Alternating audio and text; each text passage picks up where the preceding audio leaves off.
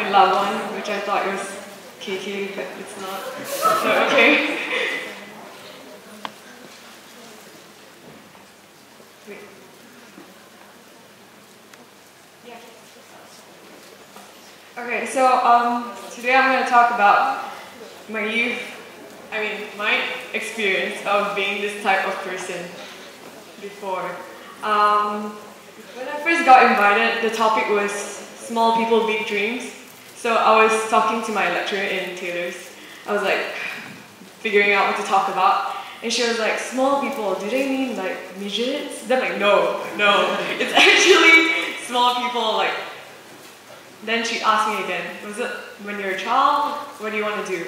When she asked me that question, everything hits. When I was a child, I wanted to be in archaeology.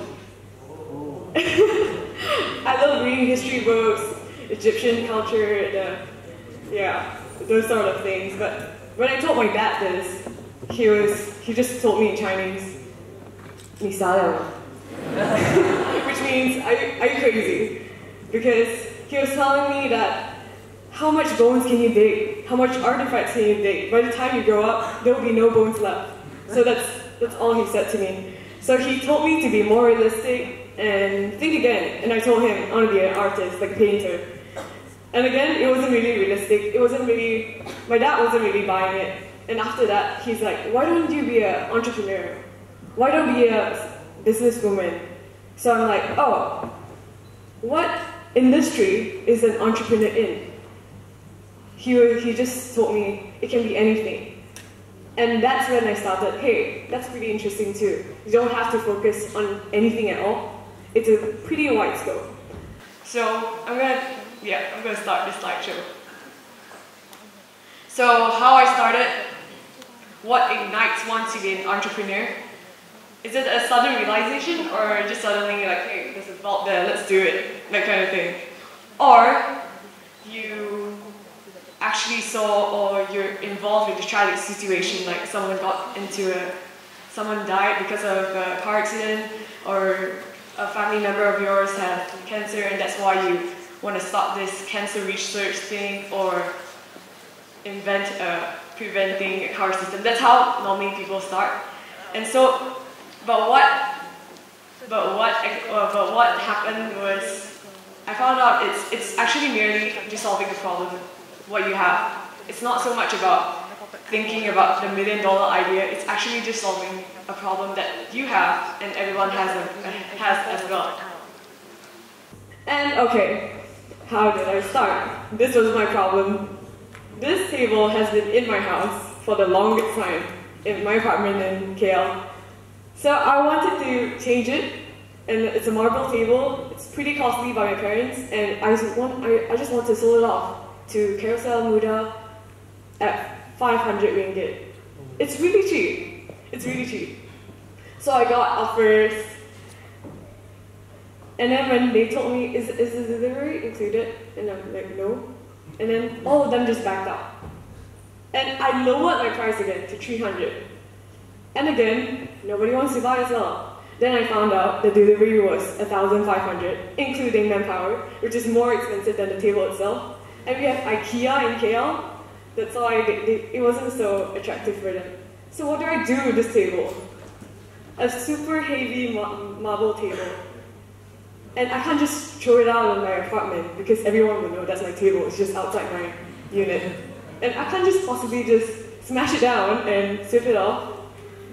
It was really a big problem for me. So that's how I thought about this. This is my MVP before. I did not code this. I'm not a coder. I tried coding, but it never happened for me. It was through a website called sharetrack.com. I just googled how do I build a marketplace in 3 steps, that kind of thing. And with this, I was listening on the radio, and there was like this pitch competition going on, which is that one. It's called Shark's Tank with the X, because copyright issue or something. So I just told myself, why not try on that? And these are most of the participants, and that's me, the 20-year-old and most of them are like 40. It was by the National Association Women Entrepreneur, that kind of thing. So I went there and pitched with my paper in my hand. My hand was clearly shaking, and I was like, "Hi, I'm first time here," and they don't care if you're first time or second time. So they're all just staring at me and say, "Just get to the point, please." I'm like, "Okay." So I just told them I'm trying to solve the furniture problem, like the used furniture problem, of how do I get rid of my table. And they asked me again, "So are you a logistic company or used furniture company if you're trying to solve this problem?" And then I got stuck there, and I thought like there was no hope for me anymore. But an investor came up to me, his name is Sam Shafi, and he just told me to keep working on it, and that's how I got my funding.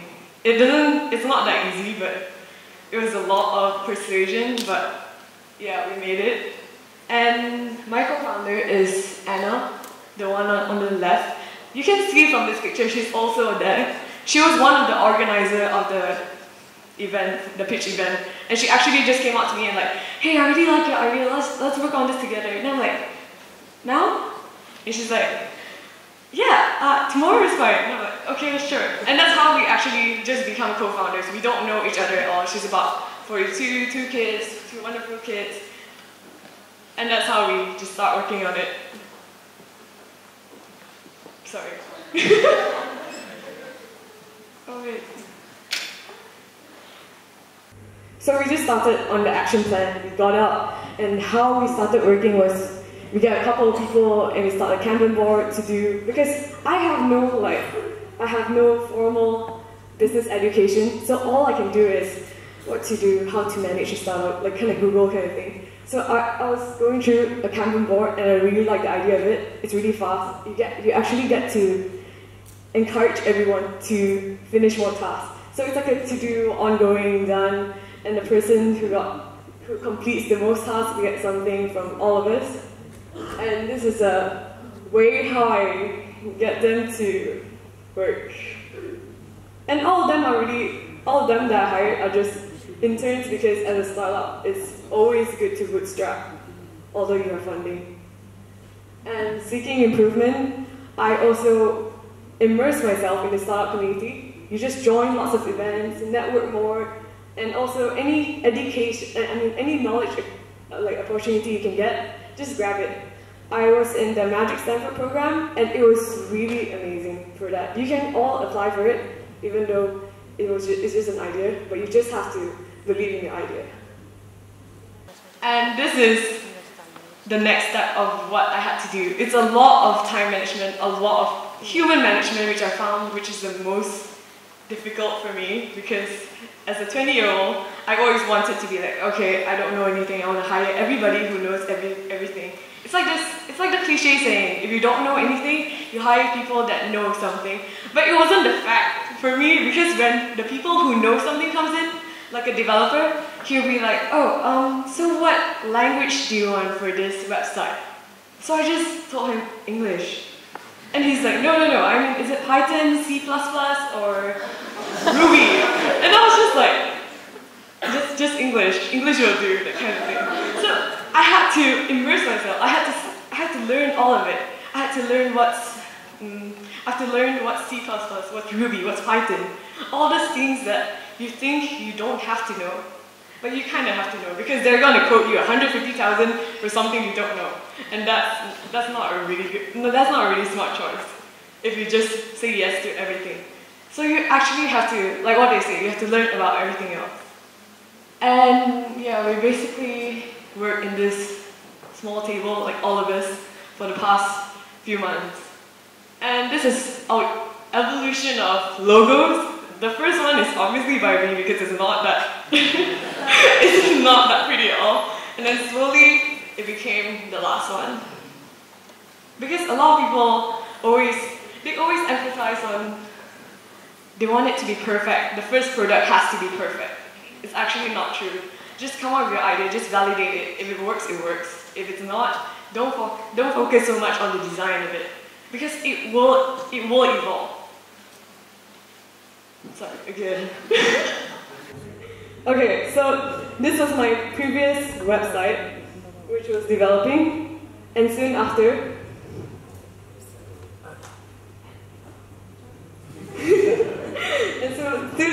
when I got a proper team, when I got my developer as my co-tech founder, we only managed to develop a full stack website. Previously, it was by, have you guys heard of WordPress, of course? So, a lot of people ask me, I have an idea, but I don't have a co-tech founder, because I don't know how to code. And I just told them, I don't know how to code either, and I don't want to learn how to code. So just find everything you can. All the resources of the internet is there. Just start with anything. Start with Facebook, Instagram, or BuddyBoss, ShareTribe. Just create a simple MVP and validate your idea of it. It doesn't have to be this super amazing tech website yet. And yeah, this is the final product. And that on the left is my co-tech founder. This is just a picture together. And yeah, I just want to tell you that one of the major problems that I have was dealing with older business people, because in the furniture industry, most of the people there, most of the business owners there are pretty aged and experienced. Let's not use old. And I found this quote by the CEO of Liabiity really interesting. He was saying that in his mid-20s, in my mid-20s as Hank, I was working at a Fortune 500 company on the management team with seasoned pros almost twice my age. And after a couple of years, I felt like I had outgrown the room and I was no longer intrigued by the status quo MBA approaches. So I opted out of the traditional business school track and went to go fail fast in a couple of startups. And I had the opportunity to risk every dollar, reinvent myself over and over and learn. And that's how I apply it to myself as well. And this is the pros of all you potential young entrepreneurs out there. Now, from tomorrow, you can start. Time is on our side. We have all the time in the world we have. People in their 40s, is anyone in the 40s here now? No, right? People in their 40s will be telling themselves like, hey, I wish I could have done that when I was 20. You are in the 20s right now. And fail as many times as you can. The Kung Fu Adage is like what Bruce Lee said. Practice one kick or something. Practice one kick as many times as you can. Yeah. And also, there's little to no competition with your peers. Like, everyone around you as a student, you don't see a lot of student entrepreneurs. So it's so much easier to get the press, so much easier to get your school to support you, so much easier to get big companies to support you as a student entrepreneur. They will be like, hey, we're helping out a student entrepreneur. They're kind of doing, they're telling it like they're doing charity for us, but it's good for you because you're getting a lot of free education in that sense. And also there are a lot of government resources and efforts supporting youth nowadays, like Magic, Teraju. You can all sort this out. It's not, I'm speaking about Malaysia, it's not so hard anymore. You can get as many help as you can through our own Malaysian government. And have you guys heard of Cradle? It's a seed funding, venture funding. So that is also one of the ways you can get funding if you think you need more funding to progress your idea to the next stage. But first you have to validate it.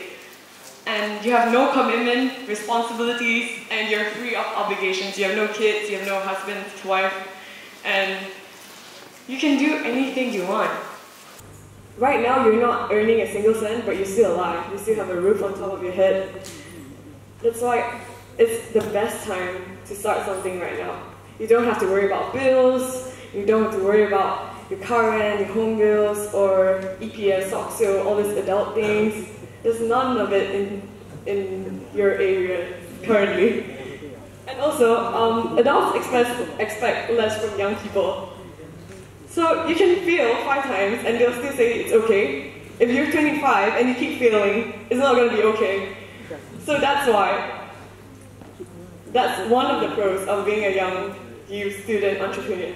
I dropped out of law school. So, I dropped out of law school, so I wasn't in the student category anymore, and that sucks because I was unemployed and nothing. So being a student is actually an occupation you should keep. So I went back to school because I was gonna start this restaurant and I need funding from my dad. And okay, anyway. Willingness to learn and adapt faster is also one of our main keys, because Instagram, Facebook, and what else? Twitter? These are all marketing channels that you can use for free. You don't have to spend millions on billboards or radio ads. Actually, you can do it on radio ads. Like one of the ways we actually did in my company. Have you heard of the Gosha call in Hit 7 or Fly FM? So we just planned it out like, hey, tomorrow you prank me, okay? Like you just say that, ask me what company I'm from, blah blah blah, what do I do? And then just prank me and say my furniture is not here yet. So we just did this whole like cheat hack on free marketing materials because I was talking to Hit 7 and they were saying like, if you want 3 minutes, you gotta pay like 3K. And I was like, hell no, I'm not gonna get you that 3K. So that's how we did it. It's all these creative cheat factors that you can use. As a, all these cheap things, right? Only we can figure it out. Like, how do we use Instagram? How can you use Facebook? How can you use YouTube? They don't know what's lit or squat or kind of thing. Like, all this millennial things, we can use it to our advantage. Don't always see it as things that adults will look down upon. Because in the entertainment world, say Kylie Jenner and her Lip Kids, that, can you imagine, was something that I wasn't expecting, but she made it. She was on Forbes, and I believe that that's one of the main key factors that started this whole young entrepreneur student, yeah, that kind of thing. And yeah, going home and saying, this was the saying that I had from my investor as well. Going home and saying you want to be an entrepreneur was like going home and saying you want to become a musician. But today, it's more or less becoming a professional class. I just attended the GEC event the last week, and our Malaysian government actually put in a lot of resources into this. They're having the Startup SME 2017 program, which is ending soon. I think next year they'll have a new one. But they're actually sponsoring a lot of things for all of you to become an entrepreneur.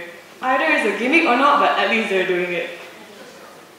And also, this is the methodology that you can live upon as well. The cost barrier to starting your own business has fallen dramatically, and with careful planning, it can be done with 1,000 or less.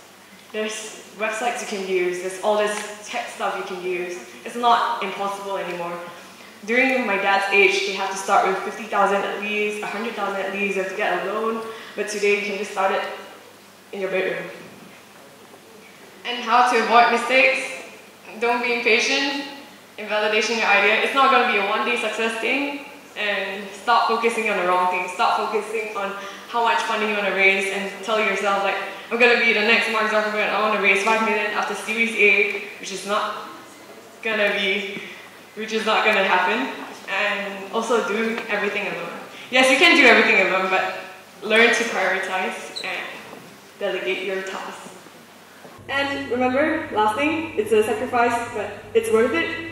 And you can see all these examples that I'm pretty sure you guys have heard of it before. This is one of the few, and you might be one of the few too. Don't get discouraged because people say like, oh, Mark Zuckerberg, he dropped out of Stanford. You dropped out of BAC. You're like, don't get discouraged. That's it. Contact me if you have any.